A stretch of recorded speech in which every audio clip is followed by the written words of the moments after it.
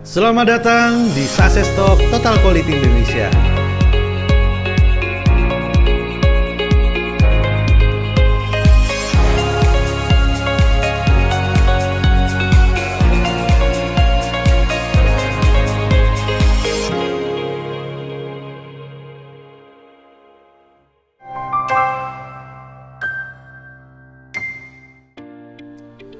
Selamat datang di Success Talk Total Quality Indonesia.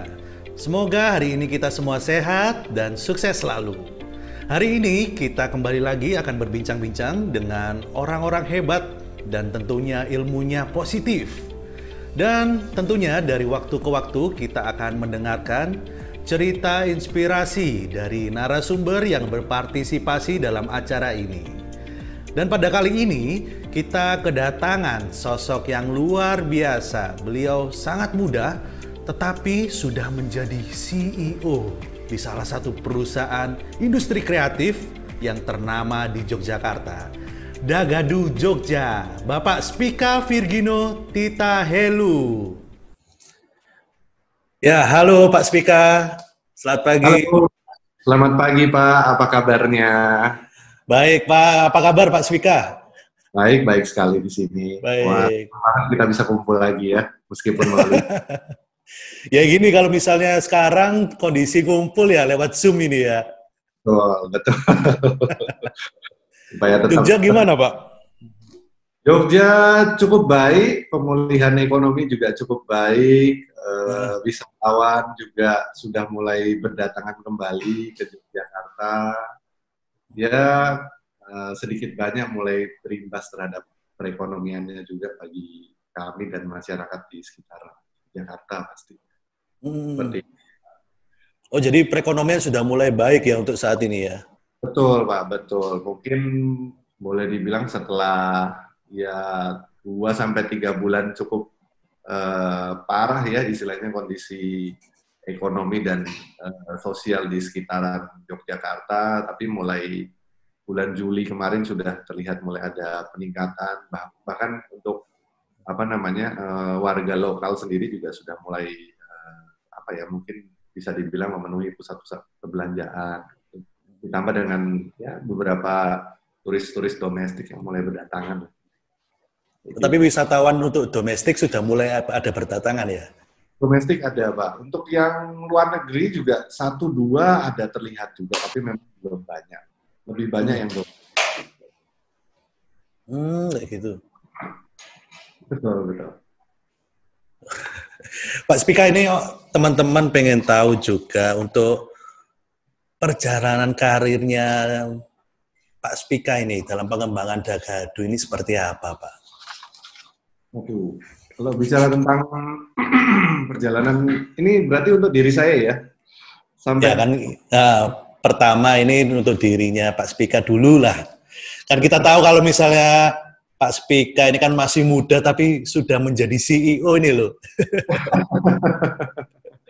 Iya, jadi kurang lebih begini sih Pak. Memang semuanya pasti dimulai dari awal ya. Jadi awal saya merintis karir juga karena memang tertarik di dalam industri khususnya retail. Waktu itu sempat juga di challenge oleh dosen saya untuk kalau bekerja akan lebih baiknya ketika kamu memulai semuanya tuh dari seorang frontline. Jadi dari yang barisan paling depan. Tujuannya untuk apa?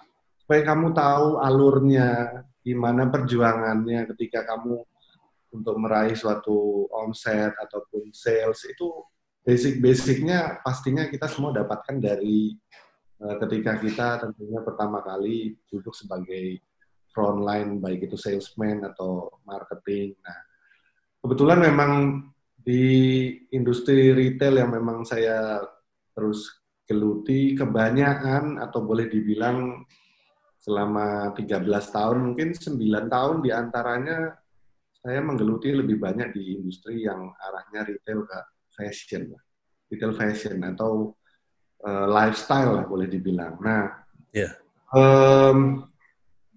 mungkin sebelum saya masuk di Dagadu juga, yang pasti saya berkarir terakhir di Trans Retail Indonesia. Mungkin kalau orang mungkin tahu dengan merek Transmart atau Carrefour-nya. Nah, jadi kalau dulu Carrefour itu hanya mengenal ada satu bisnis unit atau bagian yang dibilang tekstil, dan kemudian ketika saya dan tim waktu itu masuk ke dalam Trans Retail, salah satunya kami mengembangkan dari yang namanya bisnis retail tekstil itu menjadi yang lebih ke arah fashion maupun department store pada waktu itu, karena memang sesuai dengan selain permintaan chairman sendiri, tapi juga relevan dengan perkembangan zaman pada waktu itu. Nah, sampailah akhirnya diberikan challenge oleh beberapa ownernya Dagadu waktu itu, dan kebetulan saya sendiri juga mengenal tentang Dagadu, jadi mungkin kalau kita yang tahun 90-an, eranya tahun 90-an itu sempat jalan-jalan atau ya jadi turis ke daerah Jogja gitu, kebetulan kita dibawa orang tua atau study tour dengan sekolah ke Jogja, pasti tahun 90-an itu orang tahu yang namanya Dagadu. Kalau ke Jogja mesti bawa pulangnya harus bawa kaos Dagadu gitu. Kalau enggak, ya belum ke Jogja istilahnya gitu. Itu betul sih. Ya betul. Nah, tentunya ya tahun 90-an eranya ya tentu juga berbeda dengan tahun 2010 yang kemudian memang kita mulai tahu masa-masa internet ya mulai tumbuh gitu ya, mulai masyarakat Indonesia dan global juga mulai mengenal media sosial. Nah, di situ mungkin kita suka atau tidak suka, tapi banyak dari generasi muda khususnya milenial yang lahirnya mungkin tahun 2000-an setelah era boomingnya ketika kaos-kaos seperti Dagadu itu mereka baru lahir. Nah, itu ternyata juga menjadi satu istilahnya satu tantangan yang diberikan oleh owner kepada saya. Nah, istilahnya owner itu kepada saya berkata, kamu punya suatu market share yang besar di mana mungkin memang harusnya generasi dirimu lah yang bisa membawa Dagadu ini kembali untuk dikenal di konsumen yang khususnya di milenial generasi Z ataupun nanti bahkan yang anak-anak kita di generasi Alpha. Nah, karena generasi mereka itu berbeda dengan generasi saya mungkin atau yang angkatan di atas saya, owner-owner saya X dan Y istilahnya. Karena kalau kita X kita masih mungkin kenal dengan karena kita peralihan dari analog menuju ke digital. Jadi kita memahami zaman dulu sosial, secara interaksi sosial kita banyak melalui interaksi fisik. Kalau sekarang kan lebih ke arah digital. Nah, itu adalah salah satu istilahnya challenge juga yang akhirnya diberikan oleh owner. Ayo, kamu masuk ke Dagadu, kamu kan udah tahu tentang Dagadu sebelumnya. Kamu pasti bisa mapping, kamu pasti mungkin tahu gimana caranya bermain dengan teman-teman atau konsumen-konsumen yang generasi di bawahnya. Karena impiannya dari owner atau pemegang saham Dagadu tentunya ya bisnis kita ini merupakan bisnis ikon Yogyakarta, Pak. Nah, ketika dinamakan ikon itu berbeda dengan hanya sekedar kamu suruh develop brand. Tapi ketika kamu suruh mempertahankan ikon, itu 1000 kali kesulitannya lebih sulit daripada hanya untuk mengembangkan brand. Karena ketika menjadi ikon, semua publik atau masyarakat yang berada di sekitarnya ini istilahnya diharapkan harus tetap kenal tentang Dagadu. Kemudian apakah kita memang bisa menginfluence komunitas maupun lingkungan masyarakat di sekitar Jogja ini bisa membawa Dagadu ini supaya lebih dikenal di generasi-generasi berikutnya maupun kota-kota lainnya. Itu memang PR yang menurut saya memang panjang. Jadi harapannya mungkin dari para pemegang saham kami di Dagadu ya adalah sudah 25 tahun mereka memulainya, membangun tentang Dagadu, di mana ya nanti mungkin kita bisa ceritakan juga, karena saya hanya apa ya istilahnya boleh dibilang diberikan mandat, tapi sebenarnya level awalnya sudah dibangun. Tinggal kamu melanjutkan masuk ke tahap berikutnya. Dan ini harus sustain gitu. Tapi yang saya tahu awalnya itu dibentuk sama mahasiswa-mahasiswa ya. Betul, Pak. Betul. Jadi mindsetnya anak muda banget. Betul. Jadi mungkin kalau ini kita sambil cerita tentang sedikit sejarahnya Dagadu ya, Pak ya. Jadi pada tahun 94 itu ada sekelompok mahasiswa, 25 orang mahasiswa dan mahasiswi. Mereka itu boleh dibilang arsitek, mahasiswa-mahasiswi jurusan arsitek dari UGM. Nah, pada waktu itu mereka diberikan suatu challenge juga oleh kalau nggak salah dosen pembimbingnya. Karena dosen pembimbingnya itu kebetulan kalau tidak salah mendapatkan suatu proyek bersama, karena waktu itu di Jogja itu ada satu mall paling awal kalau nggak salah yang saya boleh bilang namanya Malioboro Mall. Itu lagi di-develop dan UGM pada saat itu diminta, yuk kamu coba bikin suatu kegiatan yang bisa masuk di dalam Malioboro Mall pada saat itu. Nah waktu itu banyak oleh dosen pembimbingnya itu diberikan challenge kepada kelompok-kelompok setiap jurusan itu, dan salah satunya dari mahasiswa-mahasiswi arsitektur UGM itu mencoba untuk mendesain kaos pada saat itu. Kemudian mereka sendiri juga mengolah desainnya, membuat mencari sourcing juga pada waktu itu. Bikin kaos dan dijual di Malioboro Mall. Tidak disangka-sangka dengan iseng-iseng seperti itu pada awalnya, ternyata disukai sekali oleh konsumen pada waktu itu. Karena memang dulu kalau orang ke Jogja itu boleh dibilang ya oleh-olehnya kalau nggak bakpia, batik, ya kan, mungkin gudeg, nah itu kan udah pasti ikon Jogja banget.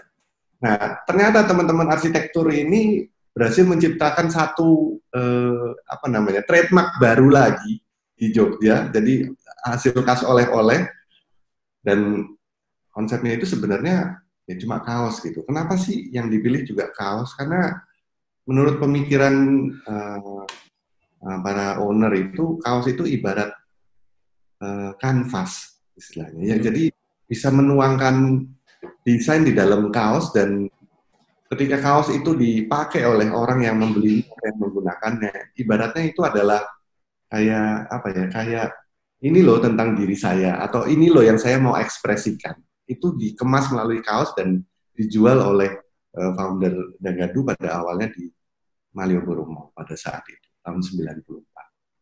Sampai saat ini. Luar biasa. Tapi Pak Spika, ini saya lihat Pak Spika kan dari Jakarta, ya. Iya. Terus sebelumnya sudah tahu Jogja ya? Sempat beberapa bulan waktu di Trans Retail memang ditugaskan di Jogja, jadi sekitar 4 bulan. Ya. Tapi kan untuk saat ini full di Jogja ya hitungannya ya. Betul. Nah, tantangan apa Pak Spika untuk saat ini? Kan tentunya beda kan ya. Yang dimana Trans Retail yang dibilang itu basicnya di Jakarta, sekarang mengambil ikon yang Yogyakarta. Betul. Nah, jadi sebenarnya gini sih Pak. Kalau di Jogja itu memang jujur saja ekonomi di sini mengandalkan sekali yang namanya turisme. Jadi juga merupakan suatu PR bagi kami juga istilahnya di masa pandemi ini, ketika turisme itu memang turun sekali gitu. Jadi tantangan-tantangannya banyak. Otomatis dari yang kita biasanya mengerjakan retail secara ya kalau apa ya kalau di kota-kota besar lainnya otomatis kan kita sudah bisa mapping ya apa namanya konsumennya yang akan datang ke toko atau ke gerai mereka akan belanja berapa itu lebih mudah untuk diukur dan menerapkan strateginya pun boleh dibilang lebih common lebih lebih umum istilahnya kita bisa pakai sistem ATM, amati, tiru, modifikasi dari kompetitor, kita modif sedikit, kita colong strateginya, kita rubah yang sesuai dengan culture kita, tinggal kita jalankan. Tapi kalau di Jogja, memang berbeda sekali.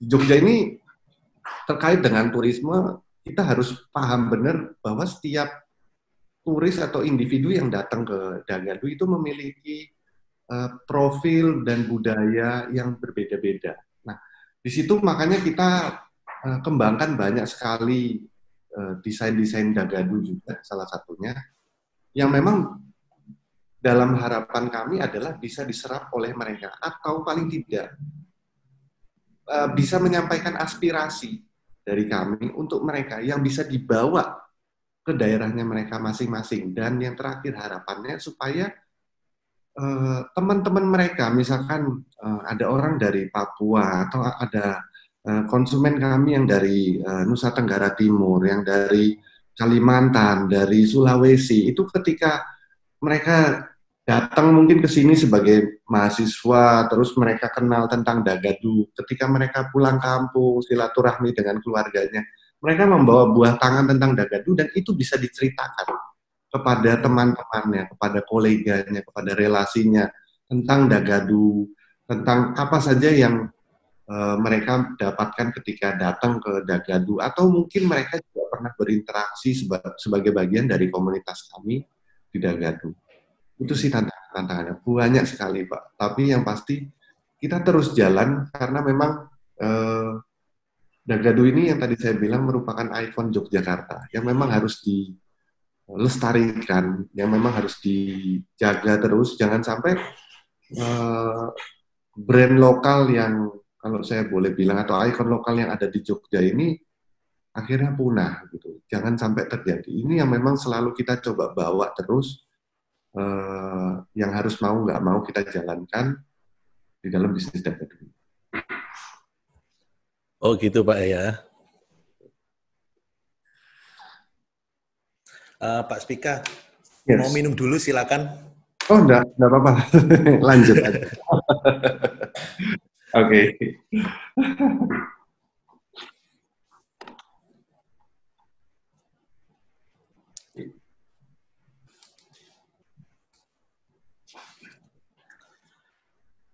Ya, baik Pak Spika.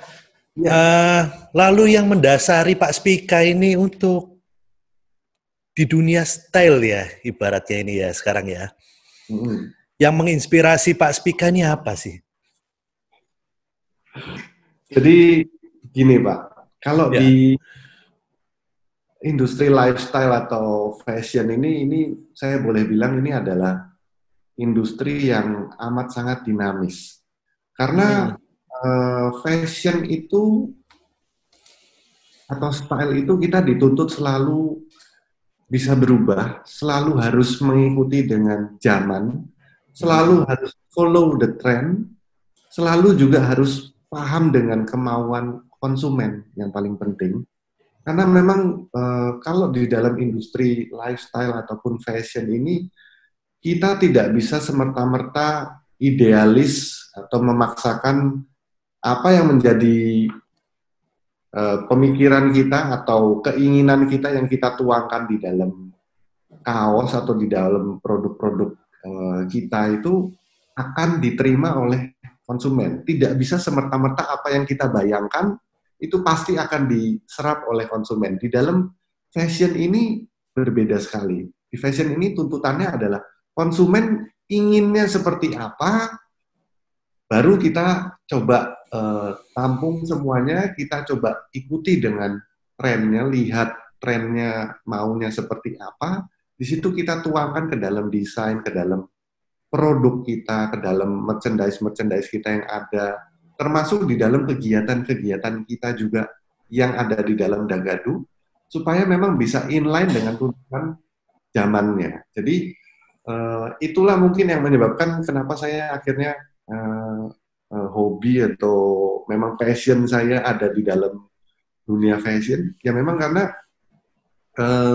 dunia fashion itu amat sangat dinamis. Jadi apa ya? Kalau saya boleh bilang berbeda sekali juga dengan industri fast moving consumer goods FMCG yang saya pelajari. Karena kalau di FMCG saya boleh bilang inovasinya tidak terlalu dituntut harus begitu cepat putarannya. Tapi kalau di fashion, di lifestyle ini totally beda sekali. Di dalam industri apa namanya garment sendiri atau di industri fashion sendiri, kita bisa lihat ada banyak jenis-jenis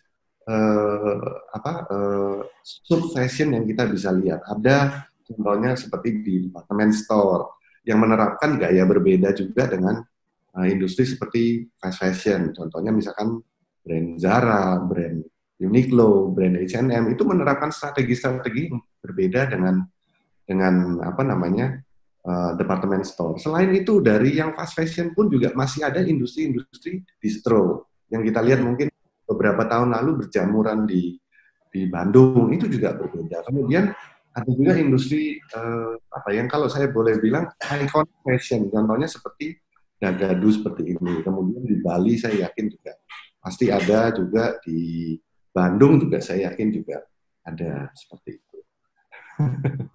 Oh, seperti itu ya. Ya, kalau dalam arti kita apa perlu punya jiwa seni kalau di dalam Dagadu ini?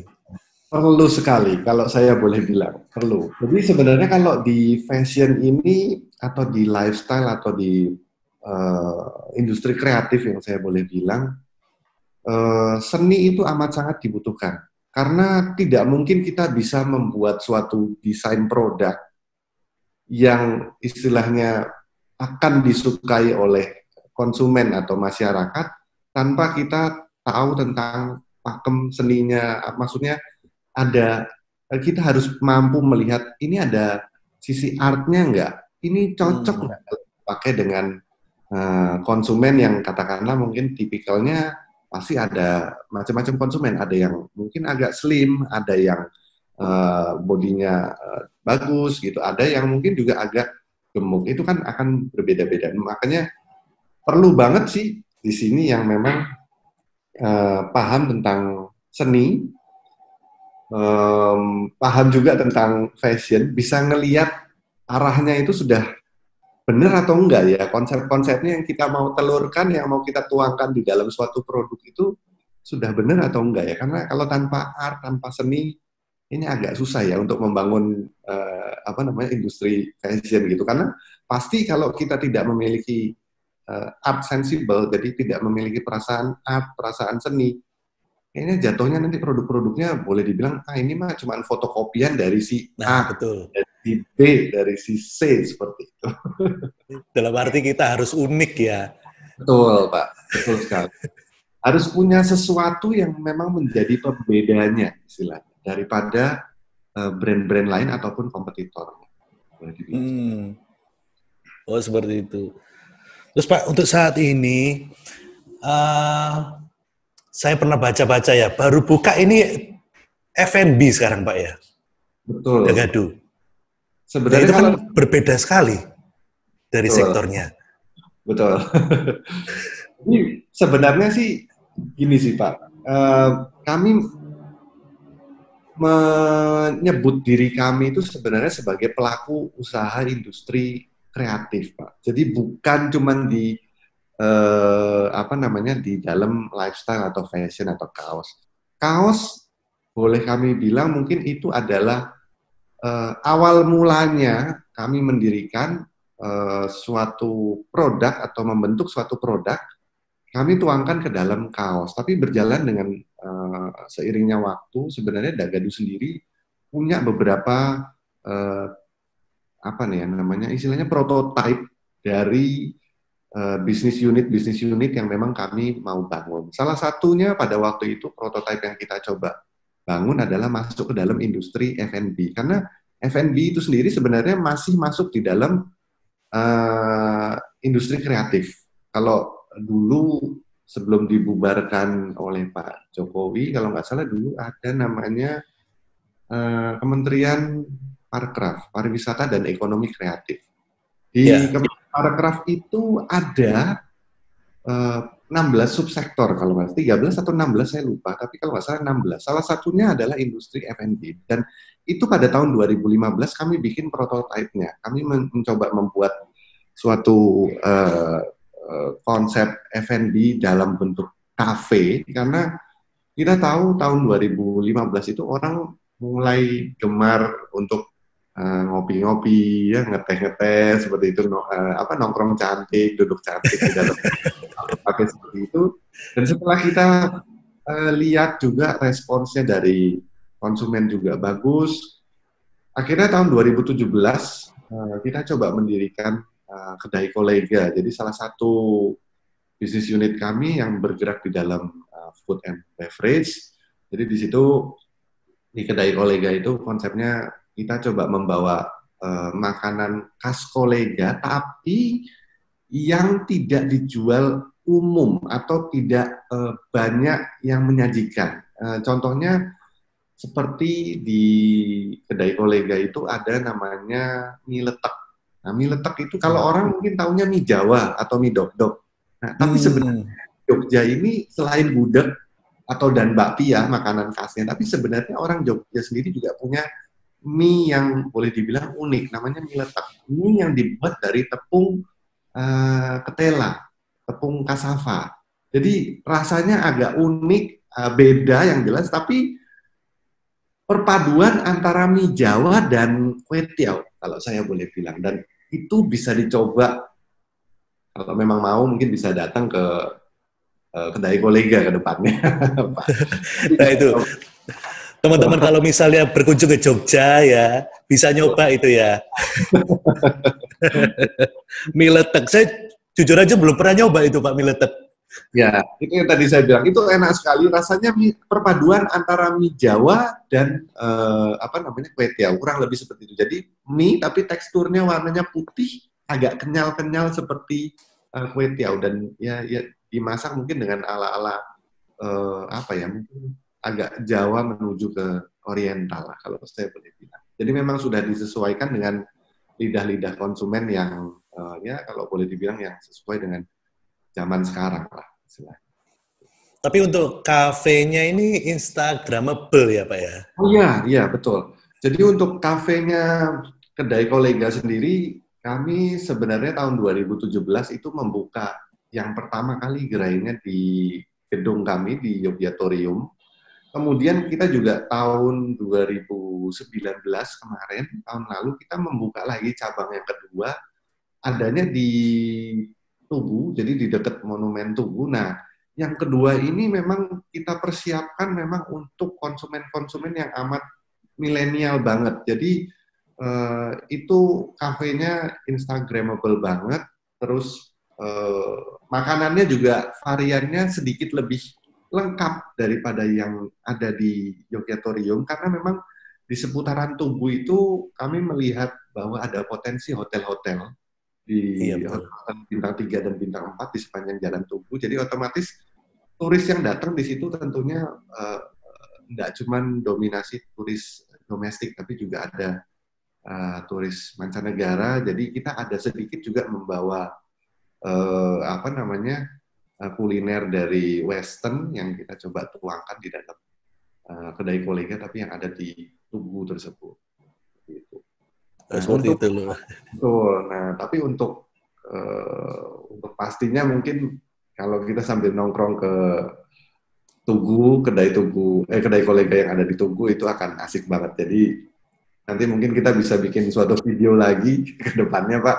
Nah, nanti Bapak di situ. Boleh nanti kapan kita coba datang ke kafe kolega ya? Oh, kedai kolega. Oke. Nah, Pak Speaker.